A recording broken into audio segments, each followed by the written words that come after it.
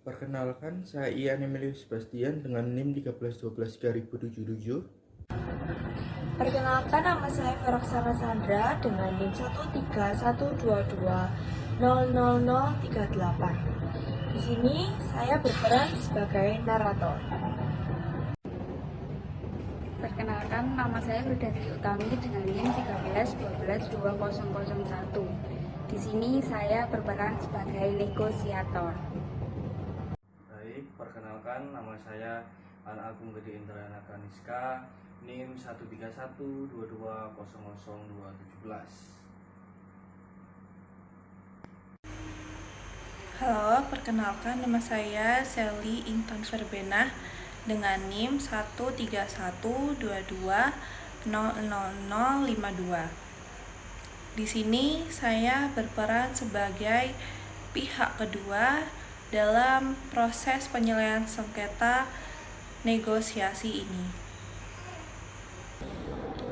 Selamat pagi, pada kesempatan kali ini kelompok kami akan mempresentasikan atau memberikan sebuah video tentang simulasi proses alternatif penyelesaian sengketa, yaitu negosiasi. Di sini ada dua tokoh yang perlu diperkenalkan, yaitu PT Sinar Jaya dan PT Mitra Logistik Nusantara yang sedang bersengketa. Selain itu, dalam proses negosiasi ini ada fasilitator negosiasi yang dipimpin oleh Ibu Frida. Nah, PT Sinar Jaya adalah perusahaan manufaktur elektronik yang memiliki kontrak kerjasama distribusi dengan PT Mitra Logistik Nusantara. Dalam kontrak terdapat kewajiban pengiriman 750 unit perangkat pintar setiap 2 minggu, dan itu harus dikirim secara tepat waktu dengan toleransi keterlambatan maksimal 2 hari atau 24 jam. Pada bulan Desember terjadi keterlambatan pengiriman selama 12 hari, namun pada saat barang tiba 180 unit mengalami kerusakan ringan pada kemasan dan 30 unit tidak berfungsi atau dead on arrival. PT Sinar Jaya mengklaim bahwa keterlambatan dan kerusakan telah menyebabkan kerugian produksi senilai 380 juta dan penalti keterlambatan dari retailer senilai 70 juta. Selain itu juga terjadi kehilangan peluang penjualan selama periode promo nasional di periode tersebut.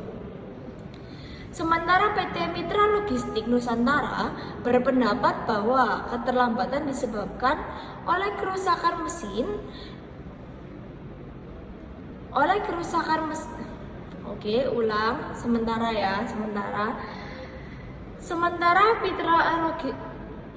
Sementara PT Mitra Logistik Nusantara berpendapat bahwa keterlambatan disebabkan oleh kerusakan mesin pada kendaraan utama yang bersifat tidak terduga. Sedangkan pergantian armada membutuhkan waktu dan kerusakan unit sebagian besar terjadi karena kondisi penyimpanan di gudang milik Sinar Jaya dan bukan kesalahan dalam pengangkutan atau dalam proses pengiriman. Dan pertemuan hari kali ini diadakan untuk menyelesaikan sengketa tersebut secara langsung dengan harapan hubungan bisnis antara keduanya dapat terus berlanjut. Berikut adalah video dari pembukaan resmi negosiasi antara PT Sinar Jaya dan PT Mitra Logistik Nusantara.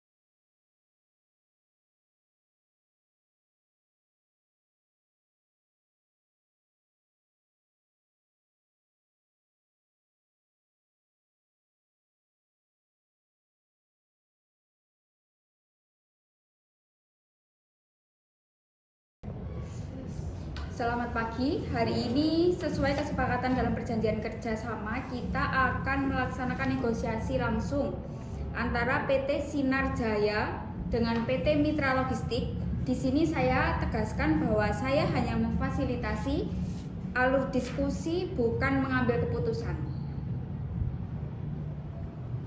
Baik, sebenarnya kami di sini ya kan itu juga datang dengan tujuan mencari penyelesaian.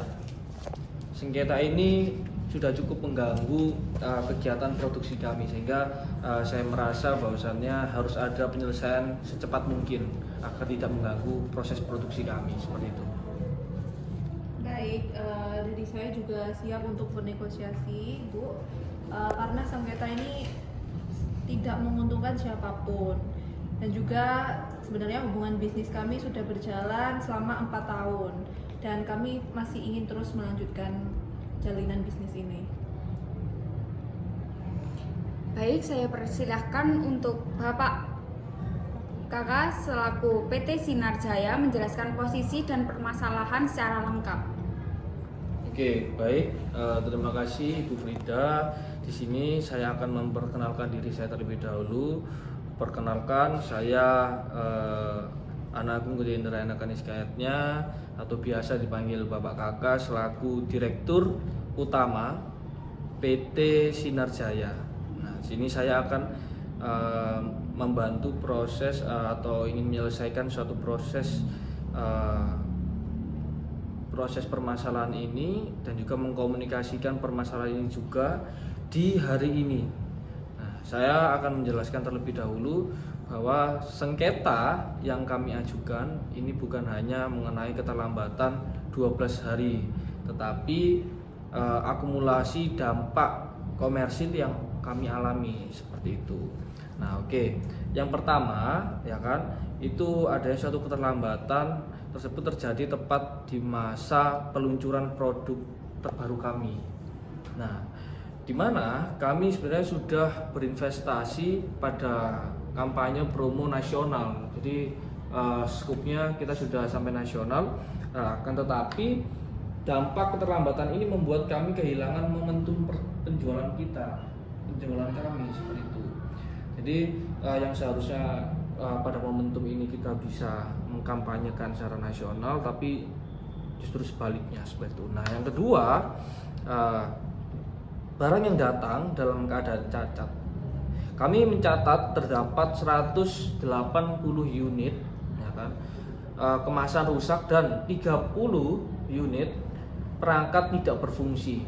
Jadi mungkin kalau di total yang bermasalah ada 210 seperti itu. Nah, hal ini yang membuat retailer menolak sebagian batch dan kami terkena penalti seperti itu. Justru kami yang terkena penalti. Nah, total kerugian kami mungkin apabila diakumulasikan sekitar ya 145 juta lah kerugian, total kerugian ya seperti itu. Nah, iya Bu, dan juga di sini kami sebenarnya tidak mempersalahkan hubungan jangka panjang seperti itu, tapi kami juga memerlukan tanggung jawab.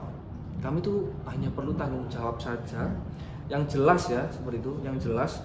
Kami ingin adanya kompensasi finansial serta jaminan peningkatan standar layanan agar kejadian ini tidak terulang kembali seperti itu. Jadi ya bagaimana pada akhirnya penyelesaian ini bisa diselesaikan secara musyawarah dan juga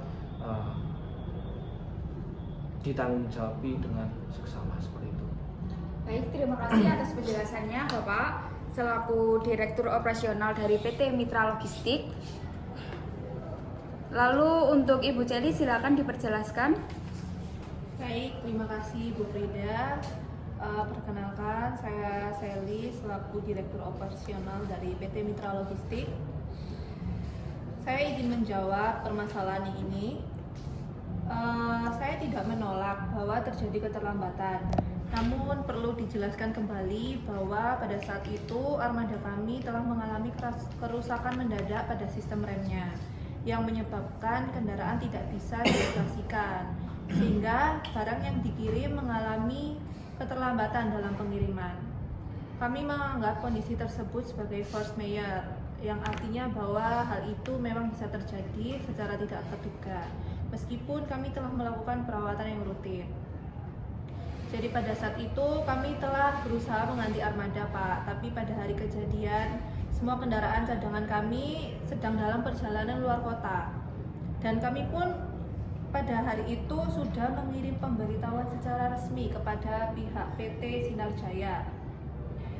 Namun setelah kami cek untuk kerusakan unit, investigasi kami menemukan bahwa suhu gudang PT Sinar Jaya pada malam penerimaan barang tercatat melewati batas maksimum yang telah direkomendasikan. Jadi hal itu kemungkinan yang menyebabkan kerusakan unit elektronik tersebut. Itu. Baik, terima kasih atas penjelasannya Bu Celi. Sekarang saya ingin masing-masing para pihak menyampaikan apa tujuan utama yang ingin dicapai dalam negosiasi ini. Hal ini diperlukan agar proses berjalan dengan lancar dan mencapai win-win solution. Silakan untuk Bapak Waka. Baik, sebenarnya tujuan kami, ya kan, itu ingin langsung saja ya saya sampaikan. Biasanya kami ingin kompensasi yang proporsional dan bukan sekedar simbolis saja, tetapi kepastian peningkatan kualitas layanan, termasuk juga SOP, penggantian armada dan pengecekan kondisi barang, serta SLA waktu kirim untuk perlindungan bisnis kami ke depan seperti itu. Karena keterlambatan ini sangat berdampak langsung pada reputasi perusahaan kami. Jadi jangan sampai ada hal serupa yang terjadi seperti itu. Lalu silakan Ibu Celi. Kalau dari saya sebetulnya ingin menjaga hubungan bisnis jangka panjang yang telah berlangsung baik selama 4 tahun ini dengan pembagian tanggung jawab yang adil. Karena kami menilai tidak semua kerusakan berasal dari proses pengiriman, Pak. Kami juga tidak ingin kompensasi yang diajukan terlalu besar yang dapat mengganggu stabilitas keuangan perusahaan kami. Kami ingin memastikan bahwa penyelesaian sengketa ini tidak menjadi dasar tuduhan berprestasi, karena itu bisa mempengaruhi kredibilitas perusahaan kami di mata klien kami. Oke, baik, apabila seperti itu, ya kan, mungkin alangkah baiknya kita adakan suatu kesepakatan secara tertulis, ya kan, sehingga tidak lagi terulang hal serupa dan juga tidak ada lagi ketimpangan-ketimpangan di antara kita seperti itu. Bagaimana, Ibu? Iya. Baik, silakan. Oke. Bu Frida. Ya. Sekarang mari kita mulai untuk tahap penawaran. Bisa dimulai dari Pak Kakak. Oke.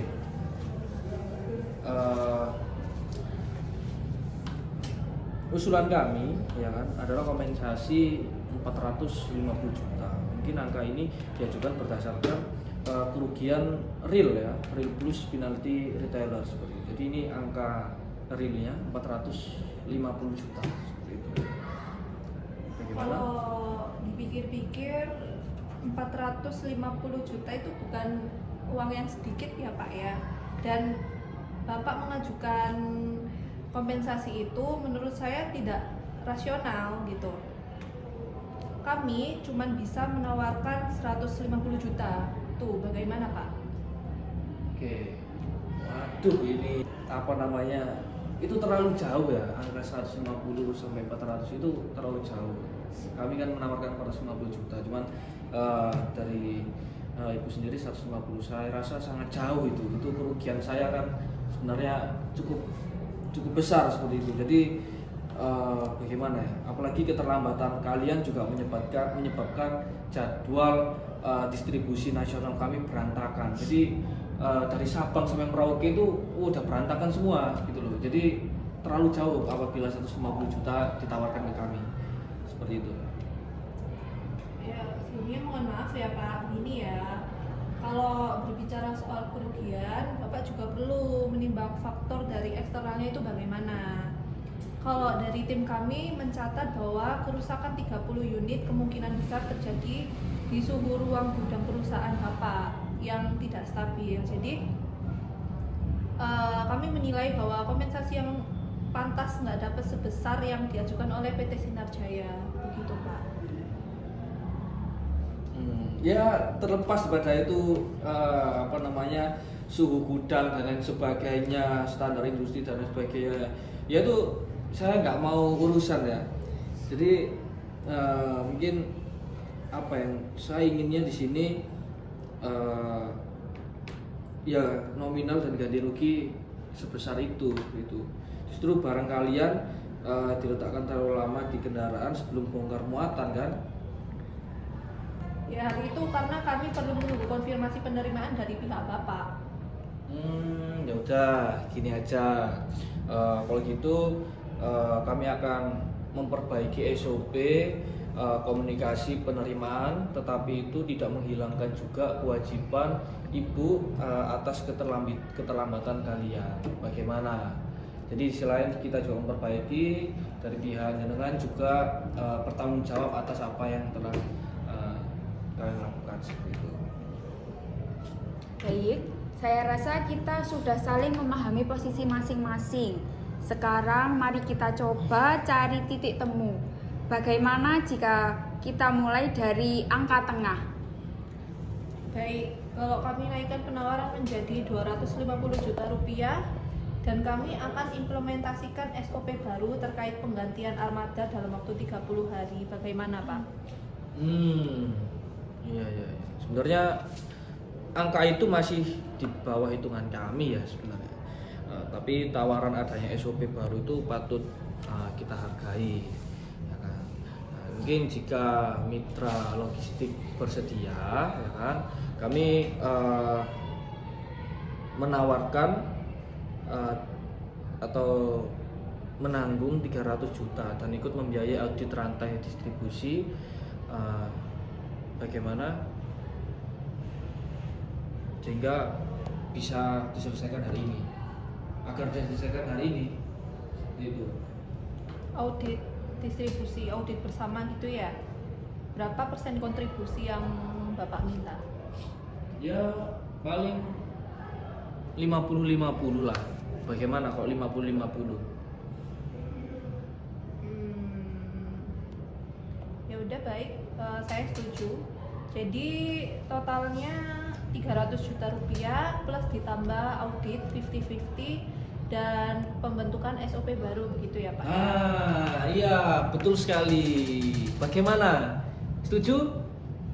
Oke, ya betul Boleh. seperti itu ya. Baik, gimana Bu Frida? Baik, dalam hal ini kesepakatan telah dicapai dan tujuan nantinya hasil negosiasi harus dibuat dalam perjanjian tertulis dan ditandatangani oleh para pihak sehingga perjanjian tersebut memiliki kekuasaan yang mengikat. Maka dapat saya rekap, kesepakatan hari ini mencakup kompensasi finansial sebesar 300 juta, lalu audit rantai distribusi bersama dengan pembiayaan 50-50. Yang ketiga, implementasi SOP baru pengganti armada dan kontrol suhu barang. Dan yang terakhir, kedua pihak sepakat untuk tidak membawa sengketa ini ke mediasi atau arbitrase karena telah selesai dengan damai. Baik, kalau gitu terima kasih untuk negosiasi yang panjang ini. Terima kasih Bu Frida telah menjadi negosiator kami. Semoga nanti hubungan bisnis kami menjadi semakin kuat ya Pak ya. Ya betul. Kami juga berharap hal yang sama ya kan kepada jenengan juga. Semoga kerjasama industri ini tetap berjalan hingga anak cucu kita, nggih. Ya, mungkin seperti itu. Terima kasih banyak. Ya.